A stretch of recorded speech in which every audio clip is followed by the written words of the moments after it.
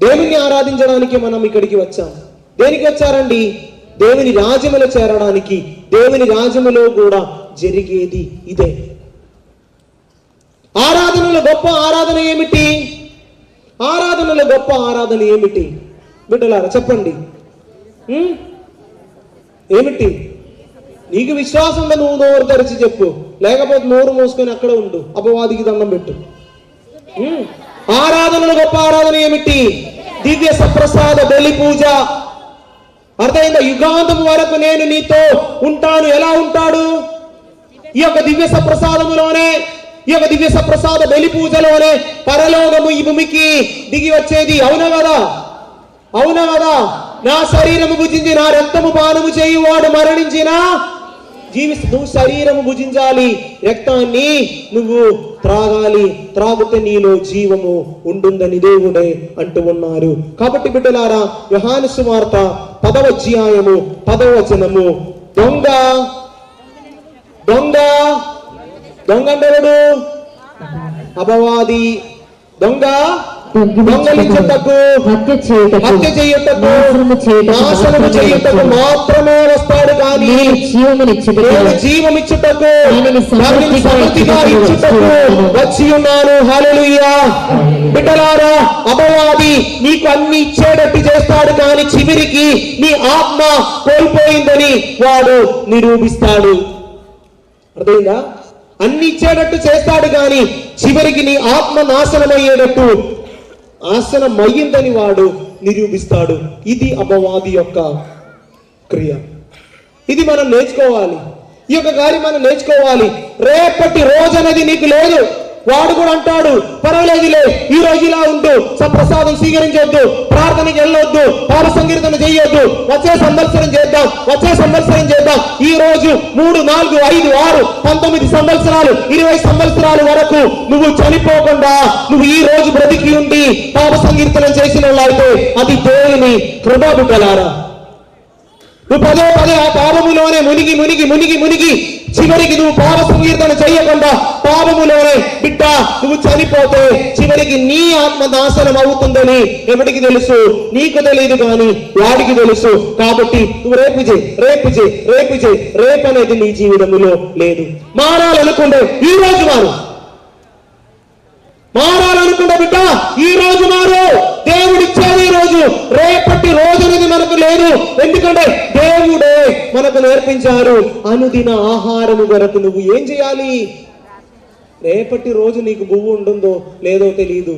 అది ఆయన ఇవ్వాలని తలంచుకుంటే ఆయన ఇస్తాడు. మన సమస్య ఏంటి? సంవత్సరం కాదు, బ్రతికి ఉన్నంత కాలం వరకు తినడానికి ఉన్న సొమ్ము ఖాతాలో ఉంది కదా. మనకు అనుదిన ఆహారం వచ్చి పెద్ద అబద్ధం కూడా దేవుని సన్నిధిలో ఆడతారు. అనుదిన ఆహారము మాకు దయచేయండి. ఏడా ఇంటికాడ అన్ని పెట్టుకున్న తర్వాత రేపటి రోజు కూడా వండే వచ్చేది.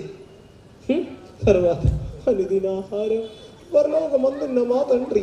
ఏ తండ్రి?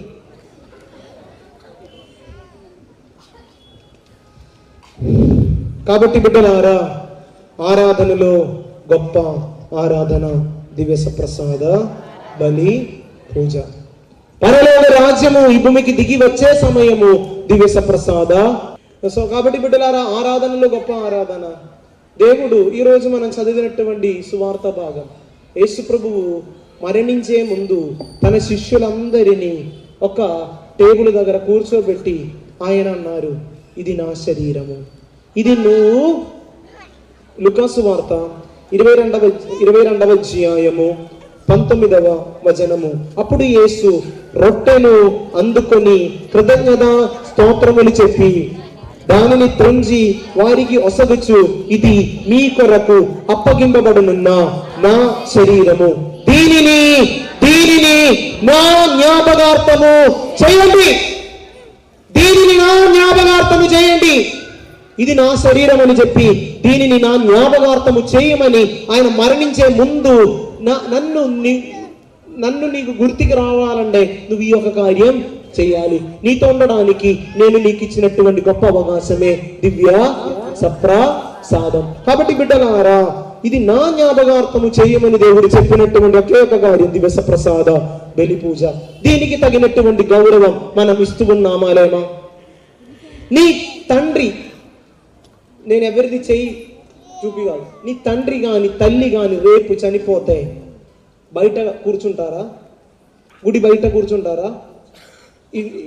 ఇంటి బయట కూర్చుంటారా? చనిపోయిన నీ ప్రియమైన నీ భార్య మరణించారు, భార్య దగ్గర కూర్చుంటారా? ఇంటి బయట కూర్చుంటారా? భార్య దగ్గర కూర్చుంటారు. నీ అమ్మ చనిపోతే నువ్వు ఏడుస్తావా, నవ్వుతావా? ఏడుస్తావు. బాధతో ఉంటావా? కానీ ఎందుకు? నీ దేవుడు నువ్వు చేసినటువంటి పొరపాటుకి ఈ దివస ప్రసాద బలి పూజలో మరణించే సమయంలో కొంతమంది బయట కూర్చుంటారు. అవునా కదా? కొంతమంది కూర్చొని మాట్లాడుతుంటారు. కొంతమంది చేతిలో ఫోన్లోనే మెసేజ్లు పెడుతూనే ఉంటారు. కొంతమందికి ఇక్కడ అయితే మోకరించడానికి కుదరదు. ఎవరిని ఆరాధించేటప్పుడు? ఎవరిని ఆరాధించేదండి? అపవాదిని మనం ఆరాధించేది. కాబట్టి బిడ్డలారా, దేవుణ్ణి మనం గౌరవించాలి. దేవుడు కోరుకునేటటువంటి రీతిగా ఆ దేవుణ్ణి నువ్వు నిర్లక్ష్యం చూపించకూడదు. ఈ యొక్క దివస ప్రసాద బలి పూజలో నువ్వు నేను నిర్లక్ష్యం చూపించ ఇప్పుడు వరకు చేసావులే, ఫోన్ వాడావు, మాట్లాడావు, మధ్యలో నవ్వడం, బయట కూర్చోవడం, ఇదంతా చేశావు. కానీ సాక్షాత్ దేవుడు దివ్య ప్రసాద రూపములో ఈ బలిపీఠం మీద దిగి వచ్చినప్పుడు బిడ్డ, ఆ దేవునికి తగినటువంటి గౌరవం నువ్వు నేను ఇవ్వాలి, ఆయనని అంగీకరించాలి. మత్తయి సువార్త 10వ అధ్యాయము 32వ వచనము, నన్ను అంగీకరించే వానిని నేను నా తండ్రి ముందల అంగీకరిస్తాను. బిడ్డ, ఈ యొక్క దివ్య ప్రసాద బలి పూజకి తగినటువంటి గౌరవం నువ్వు ఇచ్చినట్లయితే నిన్ను కూడా ఆనాడు దేవుడు తన తండ్రి ముందల అంగీకరిస్తాడు. దీనిలో నువ్వు నిర్లక్ష్యం చూపించినట్లయితే దేవుడు ఏమన్నారు వాక్యములు? నన్ను పరిత్యజించే వారిని నేను కూడా నా తండ్రి ముందల. అర్థమైందా? నిన్ను అంగీకరించడు ఆయన. కాబట్టి దేవుడు కోరుకున్నటువంటి రీతిగా దేవుణ్ణి ఆరాధించాలి. బిడ్డలారా, అపవాదిని ఆరాధించే ఒక సంఘం ఉన్నది. సాక్షాత్ అపవాదిని ఆరాధించే సంఘానికి ఏమంటాం? బ్లాక్ మాస్ అని అంటారు. మనం పవిత్ర బలి పూజకి హోలీ మాస్ అని అంటాం. మనం తెల్ల వస్త్రముతోనే దీన్ని ఈ యొక్క బలిపీఠాన్ని మనం బలిపీఠం మీద వేసాం. కానీ వాళ్ళు ఏం చేస్తారు? దీని మీద ఒక నల్ల వస్త్రం వేస్తారు. దాని మీద నగ్నముగా ఫాదర్ గారు మన అన్నారు, నగ్నముగా ఉన్నటువంటి ఒక స్త్రీని పడుకోబెడతారు. దాని మీద మన ఆర్సిఎం సంఘములో ఉన్నటువంటి అభిషిక్తుడైనటువంటి గురువులు ఆశీర్వదించినటువంటి దివ్య ప్రసాదమే వారు దొంగతనం చేసి తీసుకొని వాళ్ళకి అమ్ముతారు. 50,000 లక్ష రూపాయలు దానికన్నా ఎక్కువ డబ్బులు వాళ్ళు ఈ యొక్క ఆశీర్వదించిన దివ్య ప్రసాద యేసు ప్రభువుని వాళ్ళు మీరిస్తే ఇస్తారు. కాబట్టి బిడ్డలారా, దాని మీద మూత్రం పోయడం, దాన్ని సెక్షువల్ గా ఏదో చెడ్డ కార్యాలు ఎంతగా చేయడానికి అవకాశం ఉందో మనం చెల్లించే తీర్థ జలానికి బదులుగా మత్తు పానీయాలు వాళ్ళు వాడుకుంటారు. మొత్తం చీకటిగా ఉంటాయి. చిన్న బిడ్డల్ని కూడా వాళ్ళు వారి యొక్క రక్తాన్ని కూడా ఆ బలి పూజలో వాడుకుంటారని విన్నా. కాబట్టి బిడ్డలారా, మొన్న కొంతమంది వచ్చి చేయి చూపిస్తున్నారు కదా, దేనికి? సప్రసాదం స్వీకరించేటప్పుడు. అది కరోనా సమయంలో, ఇప్పుడు కాదు. ఎందుకు? చేతిలోనే స్వీకరించి దీన్ని దొంగతనం చేసి ఈ యొక్క అపవాదిని ఆరాధించే వారి చోటులో అమ్ముకున్నటువంటి వాళ్ళు ఉన్నారు. ఇప్పుడు నాలుకకు కూడా మనకు గ్లౌస్ ఉంటాయి కదా, ఆపరేషన్ థియేటర్లో వాడేది, అలాగే నాలుకకు కూడా ఏముంది? గ్లౌస్ ఉంది. ఒకవేళ నువ్వు స్వీకరించే దాన్ని ఈ యొక్క ఆరాధనకి వాడడానికి వీలు లేదు. కనుక గ్లౌస్ పెట్టుకొని వాళ్ళు స్వీకరించి బయట తీసి దీన్ని అమ్ముతారు. చేతిలో తీసి, నా చేతిలో నుంచి ఇద్దరు తీసుకెళ్లారు కేరళలో పని చేసేటప్పుడు. కాబట్టి బిడ్డలారా, వారికి అవసరం అభిషిక్తుడైన గురువు ఆశీర్వదించే ఈ యొక్క దివ్య ప్రసాదమే. అపవాదిని ఆరాధించే వారికి తెలుసు దీనిలో దేవుడు ఉన్నాడని.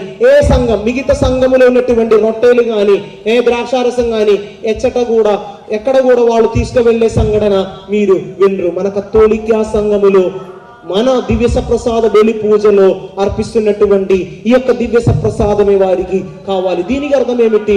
ఇదే నిజమైన సంఘం, ఇదే నిజమైన సంఘం. కాబట్టి బిడ్డలారా, నువ్వు నేను స్వీకరించేది దేవుని యొక్క శరీర రక్తములే. గురువులు అనుమానముతో కూడా దివ్య ప్రసాద బలి అర్పించిన సమయంలో కూడా అది మాంసముఖగా మారినటువంటి సంఘటనలు, అటువంటి దివ్య ప్రసాద అద్భుతాలు కూడా చరిత్రలో ఉన్నది. కాబట్టి బిడ్డలారా, మన రక్షణ కొరకు మన రక్షణకు తన శరీర రక్తాలు అందించిన దేవుడే మన దేవుడు. ఒకసారి చేతులు జోడించి కళ్ళు మూసుకొని ఆ సిలువలో మరణించిన యేసు ప్రభువుని ఒకసారి ధ్యానిస్తూ ప్రార్థిద్దాం. నిన్ను ప్రేమించే దేవుడే, నిన్ను శిక్షించడానికి వచ్చిన వారు నీకు జీవం ఇచ్చేటప్పుడు, అది సమృద్ధిగా ఇచ్చేటప్పుడు దివస ప్రసాద రూపములో దిగి వచ్చిన యేసు ప్రభువే మన దేవుడు. ఒక ఆరాధన విషయంలో ఒక తండ్రిగా, తల్లిగా, బిడ్డలుగా నిర్లక్ష్యం చూపించాలా? దేవునికి తగినటువంటి గౌరవం ఇచ్చారా ఇవ్వలేదా? మధ్యలో మాట్లాడడం, ఫోన్లు ఆడడం, ఏదో ఒకటి గుడి లోపలికి రాకుండా బయట ఏదో ఒక కార్యాలు చేసి తిరిగే వారిగా మనం ఉన్నామా?